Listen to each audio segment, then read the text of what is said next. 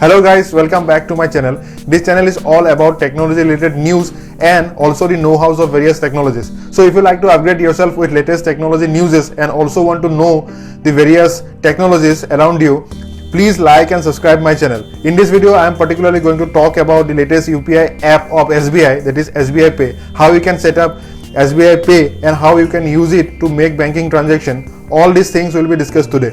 So without further ado, let's get started.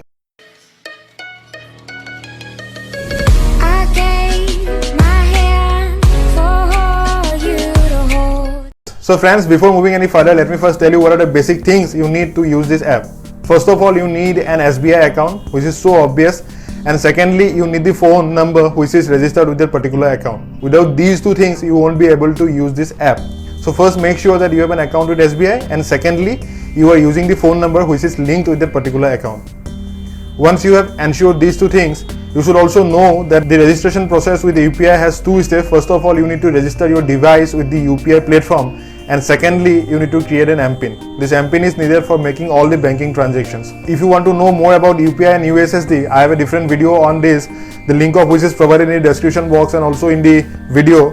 So click on that link to get an idea about UPI and USSD. So in this video, I am not going to discuss about UPI and USSD platform. I am only going to concentrate on SBI Pay. So first of all, go to Google Play and type in SBI UPI app. It will list a whole bunch of applications, and out of this application, select the one with large SBI logo, that is SBI Pay. I have already installed the application, so I will not install it again. You guys download it and install it. So before using this app, you need to register your device with the UPI platform and also need to generate one MPIN. This MPIN is very important for making banking transaction. So after you complete the installation of the app, just click on open. The app will check whether your device is registered with the UPI platform or not. Since you are using it for the first time, so obviously your device is not registered with the UPI platform. So it will say it will send one SMS for registration of the device. Click on accept.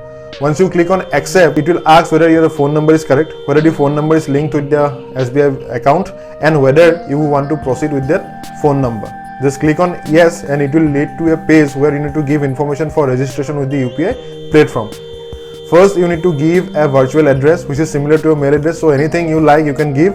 It will check whether the given name is available or not. So once you have selected the virtual address, then you need to give your first name, then your last name, and then your mail address. So after that, you need to select one security question and you need to answer it. This security question and answer is very important, because if you forgot your UPI PIN, then this security question and answer will help you in resetting the password, which you are going to create in the next step.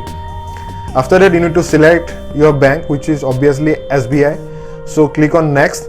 It will show up your name, your account number, and your virtual address. Just click on register. It will say that your device has been registered with the UPI platform. So next step is to creation of application password, that is UPI PIN, which is you can give any 6-digit number, then confirm it and click on yes. So here you completed the first stage of registration of a device with the UPI platform. So next stage is to creation of or generation of MPIN. So before generating MPIN, you need to log into SBI Pay using the 6-digit password which you have just created.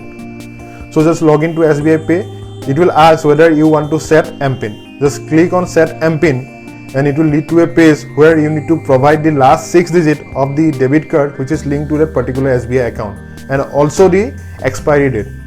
Just give in this information and the server will send one OTP. Just use the OTP and give any MPIN you want to link with that particular SBI account. Just click on next, and it will show up that the MPIN has been successfully linked with that SBI account. So now you have completed two processes. First, the registration of the device with the UPI platform, and secondly, generation of MPIN. So you are ready to use the UPI app. So if you look at the home page, you will see 6 options. First is pay, second is approve, and third is collect. Fourth is account management. Fifth is transactions, UPI transaction. Sixth is dispute status. So first, in the pay option, you can make payment. If you want to send money to someone else, then you can use this option to send money. Second is approve. If someone else is asking money from you, so you can approve it.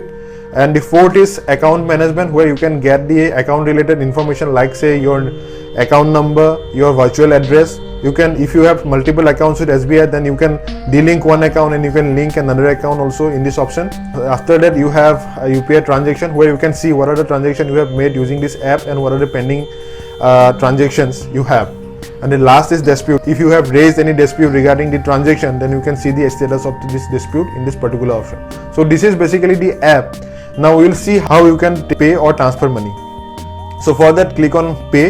It will open up this page. So in the pay menu, you have two options. Suppose someone is registered with the UPI platform, so you can send money to that particular person using his virtual address. So ask that person to provide his virtual address. You can use this virtual address and put in the amount, and then you can make the transaction. Let's say the person to whom you want to send money do not have UPI, virtual address. Then you can use his account number and IFSC code for making the payment. The biggest advantage is that you don't need to add him and wait for 24 hours for activation. You can make the payment instantly. So ask his account number and IFSC code, just use this information and put in the amount, then remarks, and then you can make the transaction. Just click on amount and click on transaction. It will ask your MPIN. Just put in the MPIN and it will show up that your transaction is completed. So to verify whether your transaction is completed or not, you can go to transaction menu and you can check whether the transaction is completed or not. So that's all for today. Thanks for watching my video. If you really like my video, do give it a thumbs up. And if you have any query regarding this app, feel free to reach me. I'll be very happy to help you with all the information I have. So until next time, stay safe and bye-bye.